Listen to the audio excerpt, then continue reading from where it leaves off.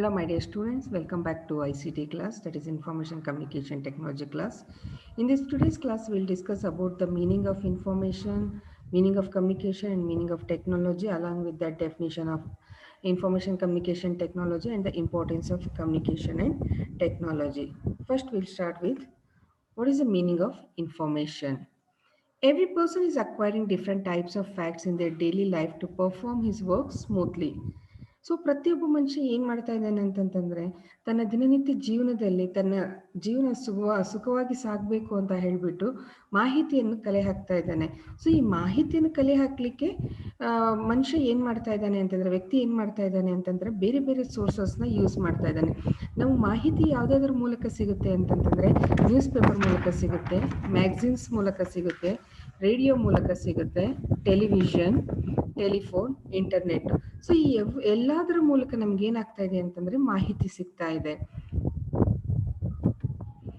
So this all facts could be in verbal or digital form. ಈಗ newspaper ನೋಡಿದ್ವಿ, television ನೋಡಿದ್ವಿ, ಇವೆಲ್ಲ ಯಾವ ರೀತಿಯಲ್ಲಿ ಇರ್ತವೆ ಅಂತಂತಂದ್ರೆ ಮೌಖಿಕವಾಗಾದ್ರೂ ಇರುತ್ತೆ, ಇಲ್ಲ ಡಿಜಿಟಲ್ ಫಾರ್ಮಲ್ಲಾದ್ರೂ ಇರುತ್ತೆ. And these facts are called data or raw data. ಇವೆಲ್ಲ ಸತ್ಯಾಂಶಗಳನ್ನ ಏನಂತ ಕರೀತಾರೆ ಅಂತಂತಂದ್ರೆ ಇದನ್ನ ಮಾಹಿತಿಗೆ ಕಚ್ಚಾ ಮಾಹಿತಿ ಅಂತ ಹೇಳ್ಬಿಟ್ಟು ಕರೀತಾರೆ, ಅಥವಾ ಮಾಹಿತಿ ಅಂತ ಹೇಳ್ಬಿಟ್ಟು ಹೇಳ್ತಾರೆ. So without analysis the raw data are meaningless. ನಾವು ಯಾವುದೇ ಒಂದು ಮಾಹಿತಿನ ನಾವು ಕೊಡಬೇಕಾದ್ರೆ ಸೊ ಆ ಮಾಹಿತಿ ಅಂದರೆ ಪಕ್ಕ ಆಗಬೇಕು ಅಂತಂತಂದರೆ ಅದನ್ನು ಪರಿಪೂರ್ಣವಾಗಿ ವಿಶ್ಲೇಷಣೆ ಮಾಡಬೇಕು. ಯಾವುದೇ ಒಂದು ಮಾಹಿತಿನ ನಾವು ಹೇಳಬೇಕಾದ್ರೆ ಅದನ್ನು ವಿಶ್ಲೇಷಣೆ ಮಾಡ್ದೇ ನಾವು ಮಾಹಿತಿ ಕೊಟ್ವಿ ಅಂತಂತಂದರೆ ಅದಕ್ಕೆ ಯಾವುದೇ ರೀತಿಯಾದಂಥ ಅರ್ಥ ಇರೋದಿಲ್ಲ. So after analysing the raw data we can get the meaning from it. ನಾವು ಯಾವಾಗ ಮಾಹಿತಿಯನ್ನು ವಿಶ್ಲೇಷಣೆ ಮಾಡ್ತೀವಿ ಆವಾಗ ನಮಗೆ ಅದಕ್ಕೆ ಅರ್ಥ ಸಿಗುತ್ತೆ. ಸೊ ನಮಗೆ ಸಿಗುವಂಥ ಅರ್ಥಕ್ಕೇ ನಾವು ಮಾಹಿತಿ ಅಂತ ಹೇಳ್ಬಿಟ್ಟು ಹೇಳ್ತೀವಿ. So the result after analysis of data is information. So information can be defined as data processed into a form that result is meaningful to the recipient and is of real value in current or future action. So communication. So what is the meaning of communication? So mutual exchange of facts, ideas, opinions or emotions between two or more person is known as communication. So communication ಅಂದರೆ ಏನು ಅಂತಂತಂದರೆ ಇಬ್ಬರ ವ್ಯಕ್ತಿಯ ನಡುವೆ ಅಥವಾ ಇಬ್ಬರಕ್ಕಿಂತ ಜಾಸ್ತಿ ವ್ಯಕ್ತಿಯ ನಡುವೆ ಸೊ ನಮ್ಮ ಐಡಿಯಾಸ್ ಎಕ್ಸ್ಚೇಂಜ್ ಆದಾಗ, ನಮ್ಮ ಒಪಿನಿಯನ್ಸ್ ಎಕ್ಸ್ಚೇಂಜ್ ಆದಾಗ, ನಮ್ಮ ಎಮೋಷನಲ್ ವೇರಿಯೇಷನ್ಸ್ ಎಕ್ಸ್ಚೇಂಜ್ ಆದಾಗ ಅದಕ್ಕೆ ನಾವು ಏನಂತ ಕರಿತೀವಿ ಅಂತಂದರೆ ಕಮ್ಯುನಿಕೇಷನ್ ಅಂತ ಹೇಳ್ಬಿಟ್ಟು ಕರಿತೀವಿ. The meaning of the word communication is defined like it is derived from Latin word communis which means common ಅಂತ ಹೇಳ್ಬಿಟ್ಟು. ಸೊ ಜಾನ್ ಡಿವಿ ಅವ್ರ ಪ್ರಕಾರ communication is a process of sharing experience till it becomes a common position. So John Dewey the western philosopher he says that communication ಅಂದರೆ ಏನು ಅಂತಂದರೆ it is a process of sharing experience. ನಮ್ಮ ಅನುಭವಗಳನ್ನು ಹಂಚಿಕೊಳ್ಳುವುದು, ಅದು ಸಾಮಾನ್ಯವಾಗಿ ಅದು ಸಾಮಾನ್ಯ ಅರ್ಥ ಕೊಡುವವರೆಗೂ ನಾವು ನಮ್ಮ ಇದು ಏನಂತೀವಿ ನಾವು ನಮ್ಮ ಅನುಭವಗಳನ್ನು ಹಂಚಿಕೊಳ್ಳುವುದೇ ಒಂದು ಕಮ್ಯುನಿಕೇಷನ್ ಅಂತ ಹೇಳ್ಬಿಟ್ಟು ಹೇಳ್ತಾರೆ. It is communication process of sharing experience till it becomes a common position and any group activity is impossible without communication. So ನಾವು ಕಮ್ಯುನಿಕೇಟ್ ಮಾಡ್ದೇ ಯಾವುದೇ ಒಂದು ಆ್ಯಕ್ಟಿವಿಟಿ ಮಾಡ್ತೀವಿ ಅಂತಂತಂದರೆ ಅದು ಸಾಧ್ಯನೇ ಇಲ್ಲ. ಸೊ ವ್ಯಕ್ತಿಯ ಜೊತೆಗೆ ನಾವು ಮಾತನಾಡಿದಾಗ, ಸಂಭಾಷಣೆ ಮಾಡಿದಾಗ ಅಲ್ಲಿ ಒಂದು ಕಾರ್ಯ ಆಗುತ್ತೆ. ಆ ಕಾರ್ಯನೇ ನಾವು ಏನಂತ ಹೇಳ್ತೀವಿ ಅಂತಂತಂದರೆ ಕಮ್ಯುನಿಕೇಷನ್ ಅಂತ ಹೇಳ್ತೀವಿ. ಸೊ ಕಮ್ಯುನಿಕೇಷನ್ ಇಲ್ಲದೇ ಯಾವುದೇ ಒಂದು ಆ್ಯಕ್ಟಿವಿಟೀಸ್ ಮಾಡಲಿಕ್ಕೆ ಸಾಧ್ಯ ಇಲ್ಲ. ಸೊ ಟೆಕ್ನಾಲಜಿ ಅಂತಂದರೆ ತಂತ್ರಜ್ಞಾನ. So technology can refer to material objects of use of humanity such as machine or hardware, but it can also encompass broader themes including systems, methods of organizations and techniques. ತಂತ್ರಜ್ಞಾನ ಅಂದರೆ ಏನು ಅಂತಂತಂದರೆ ಅದು ಒಂದು ಮಷೀನಿಂದ ಕೂಡಿರೋಂಥದ್ದು, ಅಥವಾ ಯಾವುದೋ ಒಂದು ಹಾರ್ಡ್ವೇರ್, ಕಂಪ್ಯೂಟರ್ ಹಾರ್ಡ್ವೇರ್ ಆಗಿರ್ಬೋದು, ಸಾಫ್ಟ್ವೇರ್ ಆಗಿರ್ಬೋದು, ಯಾವುದೋ ಒಂದು ತಂತ್ರಜ್ಞಾನ ಆಗಿರ್ಬೋದು. ಸೊ ಅದು ಯಾವ ರೀತಿಯಲ್ಲಿ ಇರುತ್ತೆ ಅಂತಂತಂದರೆ it gives in broader themes including systems, methods of organization and techniques. And the word technology is derived from the Greek word technokos or techni, which means art or craft ಅಂತ ಹೇಳ್ಬಿಟ್ಟು. Fierce is 1964 ಅಲ್ಲಿ he says that technology it is an application of science in art and it can be referred, according to Dr. Das, he says that technology can be referred as a system having various interrelated components arranged by scientific method to obtain desired objectives. So ವೈಜ್ಞಾನಿಕ ವಿಧಾನವಾಗಿ ನಮಗೆ ಬೇಕಾದಂಥ ಉದ್ದೇಶಗಳನ್ನು ನೆರವೇರಿಸಲಿಕ್ಕೆ ಅನುವು ಮಾಡಿಕೊಡುವಂಥದ್ದು ತಂತ್ರಜ್ಞಾನವೇ ತಂತ್ರಜ್ಞಾನ ಅಂತ ಹೇಳ್ಬಿಟ್ಟು doctor Das ಅವರು ಹೇಳ್ತಾರೆ. So what is the definition of ICT? Information, first we should know that ICT is nothing but I stands for information, C stands for communication, and T stands for technology. So now we look towards the definition of ICT. So the technology by which information can be transmitted effectively in the same form to the receiver so that the desired objectives can be realized is called ICT. ನಾವು ಯಾವುದು ತಂತ್ರಜ್ಞಾನದ ಮೂಲಕ ಮಾಹಿತಿಯನ್ನು ಕಳಿಸ್ತೀವಿ, ಕಳಿಸಂಥ ಮಾಹಿತಿ ಇನ್ನೊಬ್ಬ ವ್ಯಕ್ತಿಗೆ ತಲುಪುತ್ತಲ್ವ, ಅದಕ್ಕೆ ನಾವು ICT ಅಂತ ಹೇಳ್ಬಿಟ್ಟು ಹೇಳ್ತೀವಿ. So the term information refers to any communication or representation of knowledge such as fact, data or opinions in any medium or for including textual, numerical, graphic, cartographic, narrative or audiovisual forms. ಮಾಹಿತಿ ಅಂತಂತಂದರೆ ಮಾಹಿತಿ ಅಂತಂದರೆ ಅದು ಯಾವುದಕ್ಕೆ ಸೂಚಿಸುತ್ತೆ ಅಂತಂದರೆ, ಯಾವುದೇ ಒಂದು ಸಂವಹನ ಅಂದರೆ ಕಮ್ಯುನಿಕೇಷನ್, ಯಾವುದೇ ಒಂದು ಕಮ್ಯುನಿಕೇಷನ್ನು ಅಲ್ಲಿ ನಮಗೆ ಇದು which it represent the knowledge, ನಮಗೆ ಜ್ಞಾನ ಯಾವುದಾದ್ರ ಮೂಲಕ ಸಿಗುತ್ತೆ ಅಂತಂತಂದರೆ ಕಚ್ಚಾ ಮಾಹಿತಿ ಮೂಲಕ, ಆಮೇಲೆ ನಮ್ಮದು ಒಪಿನಿಯನ್ಸ್ ಮೂಲಕ, ಅದು ಯಾವುದೇ ಆಗಿರ್ಬೋದು, ಟೆಕ್ಸ್ಚುಯಲ್ ಮೂಲಕ ಆಗಿರ್ಬೋದು, ನ್ಯೂಮರಿಕಲ್ ನಂಬರ್ಸ್ ಮೂಲಕ ಆಗಿರ್ಬೋದು, ಗ್ರಾಫಿಕಲ್ ಪ್ರೆಸೆಂಟೇಷನ್ಸ್ ಮೂಲಕ ಆಗಿರ್ಬೋದು, ಅಥವಾ ಆಡಿಯೋ ವಿಡಿಯೋ ವಿಜುವಲ್ಸ್ ಮೂಲಕ ಆಗಿರ್ಬೋದು, ಯಾವುದ್ರ ಮೂಲಕ ನಮಗೆ ಇನ್ಫಾರ್ಮೇಷನ್ ಸಿಗುತ್ತೋ, ಮಾಹಿತಿ ಸಿಗುತ್ತೋ ಅದಕ್ಕೆ ನಾವು ಇನ್ಫಾರ್ಮೇಷನ್ ಅಂತ ಹೇಳ್ಬಿಟ್ಟು ಹೇಳ್ತೀವಿ. ಆದರೆ ತಂತ್ರಜ್ಞಾನ ಅಂದರೆ ಏನು ಅಂತಂತಂದರೆ ಅದು ವೈಜ್ಞಾನಿಕವಾದಂಥ ಜ್ಞಾನ ಕೊಡುವುದಕ್ಕೆ ನಾವು ಆಮೇಲೆ ಅದು ನಮ್ಮ ಪ್ರಾಕ್ಟಿಕಲ್ ಲೈಫಲ್ಲಿ ಆ ಒಂದು ಜ್ಞಾನ ಅಪ್ಲೈ ಮಾಡ್ಕೊಳ್ತೀವಲ್ಲ, ಅದಕ್ಕೆ ನಾವು ತಂತ್ರಜ್ಞಾನ ಅಂತ ಹೇಳ್ಬಿಟ್ಟು ಹೇಳ್ತೀವಿ. Technology is a practical form of scientific knowledge or the science of application of knowledge to practical. So what is the ICT stands for Information Communication Technologies, is defined as diverse set of technological tools and resources used to communicate and create, disseminate, store and manage information. So this technology is helping us to store all the resources and disseminate and create. ಈ ICT ನಮ್ಗೆ ಯಾವ ರೀತಿಯಲ್ಲಿ ಸಹಾಯ ಮಾಡ್ತಾ ಇದೆ ಅಂತಂತಂದರೆ, ಮಾಹಿತಿ ಮತ್ತು ತಂತ್ರಜ್ಞಾನ ನಮ್ಗೆ ಯಾವ ರೀತಿಯಲ್ಲಿ ಸಹಾಯ ಮಾಡ್ತಾ ಇದೆ ಅಂತಂದರೆ, ನಮ್ಮ ದೇಶದಲ್ಲಿರುವಂಥ ರಿಸೋರ್ಸಸ್ ಆಯಿತು ಅಥವಾ ತಂತ್ರಜ್ಞಾನದ ಒಂದು ಇದು ಟೂಲ್ಸ್ ಆಗಿರ್ಬೋದು, ಸೊ ಅದು ನಮಗೆ ಮತ್ತೊಬ್ಬರ ಜೊತೆಗೆ ಸಂಭಾಷಣೆ ಮಾಡಲಿಕ್ಕಾಯಿತು, ಅಥವಾ ಏನೋ ಒಂದು ಹೊಸದನ್ನು ಸೃಷ್ಟಿ ಮಾಡಲಿಕ್ಕಾಯಿತು, ಅಥವಾ ಅದನ್ನು ಸ್ಟೋರ್ ಮಾಡ್ಕೊಳ್ಳಿಕ್ಕಾಯಿತು, ಅಥವಾ ಮಾಹಿತಿ ಸಂಗ್ರಹಣೆ ಮಾಡಲಿಕ್ಕಾಯಿತು. ಈ ಎಲ್ಲ ರೀತಿಯಲ್ಲಿ ನಮ್ಗೆ ಏನಾಗ್ತಾ ಇದೆ ಅಂತಂತಂದರೆ ಇದು ICT ಹೆಲ್ಪ್ ಮಾಡ್ತಾ ಇದೆ. ಆಮೇಲೆ ICT implies the technology which consists of electronic devices and associated human interactive materials that enable the user to employ them for a wide range of teaching learning process in addition to personal use. So ICT is not only helping us to have the resources for the communication or to create or disseminate or store or to manage information, but it is also helping the teaching learning process. And many people are using the ICT for the personal use. And not only for the personal use, ICT is helping in the administrative field, ICT is helping in the teaching learning process, ICT is helping in many ways, where you can say that even the IT and BT companies, if you go to the banks, everywhere the technology has been implemented, where the people are using it so rapidly. So even for the offices and even for the personal users, technology is helping a lot. So UNESCO has defined ICT as a forms of technologies that are used to transmit, process, store, create, display, share or exchange information by electronic means. So ಯುನೆಸ್ಕೋದವ್ರು ಅವ್ರೇನು define ಮಾಡ್ತಾರೆ ಅಂತಂತಂದರೆ, information communication technology is nothing but which is used to store, process. So ನಮಗೆ ಯಾವುದು electronic means, anything that we exchange the information is nothing but an ICT according to the UNESCO. They not only say about that electronic means, along with the electronic means, they say that it includes not only the traditional technologies like radio and television, but also modern ones like cellular phones, computers and network, hardware and software, satellite systems and so on, as well as the various services and applications associated with them, such as video conferencing. So UNESCO has given a very beautiful definition about the ICT. They say that the exchange information not only by the electronic means or not only through the traditional technologies. So traditional technologies ಅಂತಂತಂದ್ರೆ we can refer it to the radio and the television. So ನಮ್ಮ ಇಂಡಿಯಾದಲ್ಲಿ radio and television nowadays also it is used in uh, it is used in the means of technology where we get lot of information, lot of news and everything through the radio and the television. But the UNESCO has told that you cannot limit your technology or this one ICT only to the traditional technology, but you can say that it can be used in the modern ways like cellular phones, mobile phones. Nowadays we are using, everybody, you see all XYZ is using the mobile phones, computers. Computer is there everywhere, hardware and software, even the satellite systems. So in the various services and application associated with them, and even for the video conferencing during this pandemic time, we can see that video conferencing is helping a lot. So in that way, we can see that technology is helping a lot.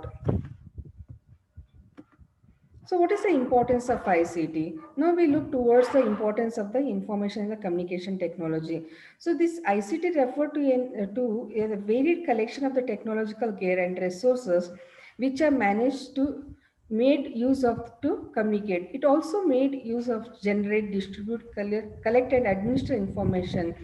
It consists of hardware, software, networks and media for collection, storage, processing, transmission, presentation of information, that is voices, data, text, images, as well as related services. So ಇದು information communication ಟೆಕ್ನಾಲಜಿದು ಪ್ರಾಮುಖ್ಯತೆ ಏನಿದೆ ಅಂತಂತಂದ್ರೆ ಅಂದರೆ ಮೊದಲನೇದಾಗಿ ಅದು ನಮಗೆ ಇದು communicate ಮಾಡಲಿಕ್ಕೆ ಬೇರೆ ಬೇರೆ ವಿಧದಲ್ಲಿ ನಮಗೆ ಕಮ್ಯುನಿಕೇಟ್ ಮಾಡಲಿಕ್ಕೆ ಸಹಾಯ ಮಾಡುತ್ತೆ. ಸೊ ಯಾವ ರೀತಿಯಲ್ಲಿ ನಾವು ಸಂವಹನ ಮಾಡ್ತೀವಿ ಅಂತಂತಂದರೆ ನಾವು ಎಲ್ಲ ಒಂದು ಇದನ್ನ ಏನು the information that we generate it, ನಾವೆಲ್ಲ ಮಾಹಿತಿನ ಜನರೇಟ್ ಮಾಡ್ತೀವಿ, ಸಿಕ್ಕಂಥ ಮಾಹಿತಿನ ಡಿಸ್ಟ್ರಿಬ್ಯೂಟ್ ಮಾಡ್ತೀವಿ ಮತ್ತು ಮಾಹಿತಿನ ಕಲೆಕ್ಟ್ ಮಾಡ್ತೀವಿ. ಸೊ ಇದೆಲ್ಲನೂ ನಾವು ಎಲ್ಲಿ ಹಾಕ್ತೀವಿ ಅಂತಂತಂದರೆ V have got it consist of the this ICT, it consist of the hardware and the software networks, and media is playing a lot of role for the collection and storage, processing, transmission and presentation of informations. So ಮಾಹಿತಿ ಯಾವುದಾದ್ರ ಮೂಲಕ ನಾವು ಹೇಳ್ತೀವಿ ಅಂತಂದರೆ voice ಮೇಲ್ ಮೂಲಕ ಅಥವಾ voices ಕೊಡ್ತೀವಿ, ಆಮೇಲೆ data ಕಚ್ಚಾ ಮಾಹಿತಿ ಮೂಲಕ, ಆಮೇಲೆ ಟೆಕ್ಸ್ಟ್ ಮಾಡ್ತೀವಿ, ಇಮೇಜಸ್ ಮಾಡ್ತೀವಿ. nowadays we can see that through the Facebooks we are giving the information, through the WhatsApp we are sending the information, through news channels, through YouTube, through many ways we are giving the information. So in this way information is very important. ICT is playing a very important role. So why ICT is very important is that it has an access to variety of learning resources. So ಈ ICTದಲ್ಲಿ there are lot of variety of learning resources. ಕಲಿಕೆಗೆ ಬೇಕಾದಂಥ ಅನೇಕ ಮಾಹಿತಿಗಳು ನಮ್ಗೆ ಎಲ್ಲಿ ಸಿಗ್ತವೆ ಅಂತಂತಂದರೆ ಈ ಟೆಕ್ನಾಲಜಿದಲ್ಲಿ, ತಂತ್ರಜ್ಞಾನದಲ್ಲಿ ಸಿಗ್ತವೆ, ಮಾಹಿತಿ ಮತ್ತು ತಂತ್ರಜ್ಞಾನದಲ್ಲಿ ಸಿಗ್ತವೆ. Then immediacy to information and access to the sources of information. So ನಮ್ಗೆ ಯಾವುದೇ ಒಂದು ಮಾಹಿತಿ ಬೇಕು ಅಂತಂತಂದರೆ normally will go to the Google or Yahoo.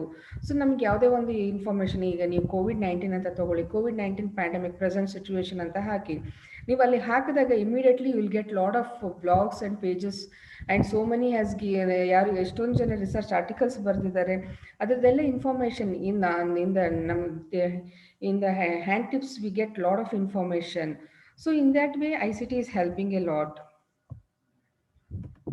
Then making the teaching learning process simple, easy, helpful and interesting. So ನಮಗೆ ಕಲಿಕೆಯಲ್ಲಿ, ಬೋಧನೆಯಲ್ಲಿ ICT ಇಷ್ಟೇ help ಮಾಡ್ತಾ ಇದೆ ಅಂತಂತಂದರೆ ಈ ಕಾಂಪ್ಲಿಕೇಟೆಡ್ ಇರುವಂಥ ಎಲ್ಲ ಸಂಗತಿಗಳನ್ನ ಈಸಿ ಗೋಯಿಂಗ್ ಆಗಿ ಮಾಡ್ತಾ ಇದೆ. So it is helping us to learn the things in a simple way, easy way and interesting way. So ಈ ಟೀಚಿಂಗ್ ಮೆಥಡಲ್ಲಿ ಟೆಕ್ನಾಲಜಿ ಇಷ್ಟು ಹೆಲ್ಪ್ ಆಗ್ತಾ ಇದೆ ಅಂತಂತಂದರೆ it is creating lot of interest through the audios and video visuals. We can make more creativity in those teaching learning process. We can make videos and send it to the students. We can make videos where the kids can learn through this mode of technology. There are a lot of things that this ICT has helped and made the teaching learning process, and it has kept it very simple and easy, and it is ICT is very helpful and interesting. And individualization of learning. So ಕಲಿಕೆಯಲ್ಲಿ ಏನಾಗಿದೆ ಅಂತಂತಂದರೆ ICT ತುಂಬಾ ಸಹಾಯ ಮಾಡ್ತಾ ಇದೆ. ಈಗ ಯಾವ ರೀತಿಯಲ್ಲಿ ಸಹಾಯ ಆಗ್ತಾ ಇದೆ ಅಂತಂತಂದರೆ, ಈಗ ನೋಡೋದಾದರೆ normally we need the teacher everywhere, but if you look towards the Google ಅಥವಾ ನಮಗೆ ಈ ಐ ಸಿ ಟಿ ಕಡೆ ನಾವು ನೋಡೋದಾದರೆ, if we browse we get lot of information. ಈಗ ರೈಮ್ಸ್ ನಾವು ಸ್ಕೂಲಿಗೆ ಹೋಗೇ ಕಲಿಬೇಕು ಅನ್ನೋದೇನಿಲ್ಲ. ಮ್ಯಾಥಮೆಟಿಕ್ಸ್ ಆಯಿತು, ಲ್ಯಾಂಗ್ವೇಜಸ್ ಆಯಿತು, ನಾವು ಸ್ಕೂಲ್ಗಳಿಗೆ ಹೋಗಿ ಅಥವಾ ಇದನ್ನು ಅಡ್ಮಿಷನ್ ಮಾಡಿಸಿನೇ ನಾವು ABCD ಕಲಿಬೇಕು ಅಂತ ಏನಿಲ್ಲ. ನೀವು ಗೂಗಲ್ ಸರ್ಚಿಗೆ ಹೋದ್ರಿ ಅಂತಂತಂದರೆ you will get lot of information. Individual ಆಗಿ ಕಲಿಬೋದು. ರೈಮ್ಸ್ ಡೌನ್ಲೋಡ್ ಮಾಡ್ಕೊಂಡು ರೈಮ್ಸ್ ಕಲಿಬೋದು, ಪಾಠನ ಡೌನ್ಲೋಡ್ ಮಾಡ್ಕೊಂಡು ಪಾಠ ಕಲಿಬೋದು. There is nothing as such that you need an teacher. Without teacher also individual learning has got very this one it is ICT is enhancing the individualization of learning also and making the learning more lively and interactive. So ಕಲಿಕೆ ಯಾವ ರೀತಿಯಲ್ಲಿ ಮಾಡ್ತಾ ಇದೆ ಅಂತಂದರೆ, ICT ಎಷ್ಟು ಸಹಾಯ ಮಾಡ್ತಾ ಇದೆ ಅಂತಂತಂದರೆ, it is keeping the things very interactive.